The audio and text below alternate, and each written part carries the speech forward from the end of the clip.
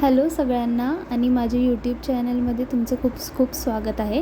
आज या व्हिडिओमध्ये आपण घेणार आहे 10th स्टँडर्डच्या SSC महाराष्ट्र स्टेट बोर्डची जी मॅथमॅटिक्सची परीक्षा आहे, जे की येणाऱ्या 5 मार्च 2025मध्ये होणार आहे. सो आपण इथे मॅथमॅटिक्स 1 जे की आहे अल्जेब्रा याच्याबद्दल बघणार आहे. जर तुम्ही चॅनलला नवीन असाल तर प्लीज सबस्क्राईब करा, व्हिडिओला लाईक आणि कमेंट करा. नवीन चॅनल आहे तर थोडंसं हेल्प करा मला ग्रो करण्यासाठी.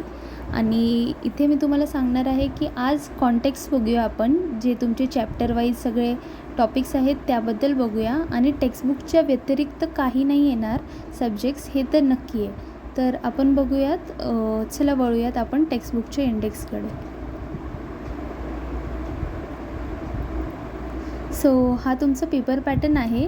2 तासाचा पेपर आहे, 40 मार्कांचा पेपर आहे. So question 1, question 2, question 3, question 4 आणि क्वेश्चन 5 असे 5 क्वेश्चन्स आहेत. आणि हे सर्व तुम्हाला माहितीच आहे, बट जर तुम्हाला माहिती नसेल तर तुम्ही याचा स्क्रीनशॉट घेऊ शकता. मग आपण पुढे वळूयात. ओके, सो हे तुमचं इंडेक्स आहे. इंडेक्समधले चॅप्टर आहेत. तुम्हाला 6 प्रकारचे वेगवेगळे चॅप्टर्स आहेत, ज्यातला पहिला आहे linear equations, quadratic equations, arithmetic progression, financial planning, probability आणि स्टॅटिस्टिक असे 6 चॅप्टर्स आहेत. तर प्रोबॅबिलिटी हा सगळ्यात इझी चॅप्टर आहे आणि यातलं काहीही तुम्ही स्किप नाही केलं पाहिजे असं माझं मत आहे, कारण की हा चॅप्टर बनवलाच आहे स्कोरिंगसाठी. आणि जर तुम्ही हा चॅप्टर कम्प्लिटली अभ्यास केलात तर हे तुमच्यासाठी बेनिफिशियल राहील. तर आपण चॅप्टरचं बघूया. तर आपण बघतोय फर्स्ट चॅप्टर जो आहे लिनियर इक्वेशन्स इन 2 व्हेरिएबल्स. त्यामध्ये गाईज 1, 2, 3, 4, 5, 6, 7 आहेत. आणि जे मी हायलाईट केले आले पॉईंट्स आहेत ते ॲक्च्युली फार सोपे आहेत. जर तुमच्याकडे जास्त वेळ राहिला नसेल तरी देखील तुम्ही आत्ता स्टार्ट करून त्याच्याबद्दल समजून घेऊ शकता.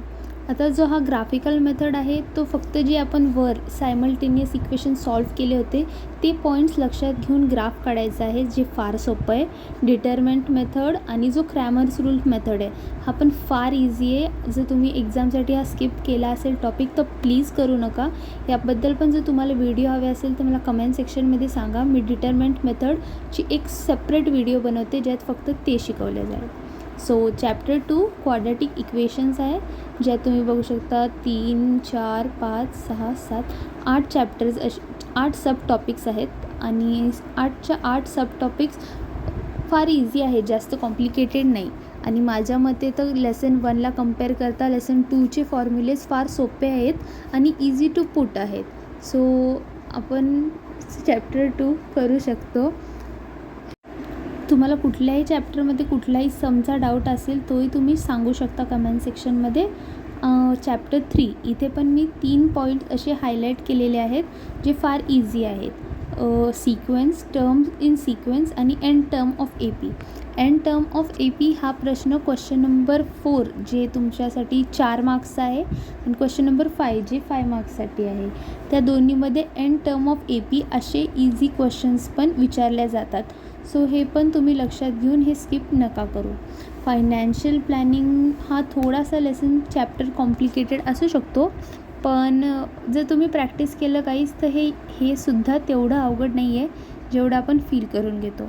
सो चॅप्टर 5 प्रोबॅबिलिटी, जसं मी सांगितलं हा चॅप्टर फार फार फार सोपा आहे आणि हा फक्त तुमच्या स्कोरिंगसाठी बनवलेला आहे. तर यातला कुठलाच टॉपिक सोडू नका, सर्व प्रयत्न करा. आणि यातलेही काही प्रश्न 4 किंवा 5 मार्काला येऊ शकतात. 6 चॅप्टर मीन, मीडियन, मोड. ॲक्च्युली यात 3च गोष्टी आहेत जे थोड्या बघायला वाटायला डिफिकल्ट वाटू शकतात, पण त्याचा जर तुम्ही फॉर्म्युला प्रॉपर लर्न केला तर हे 3ही खूप सोपे प्रश्न आहेत.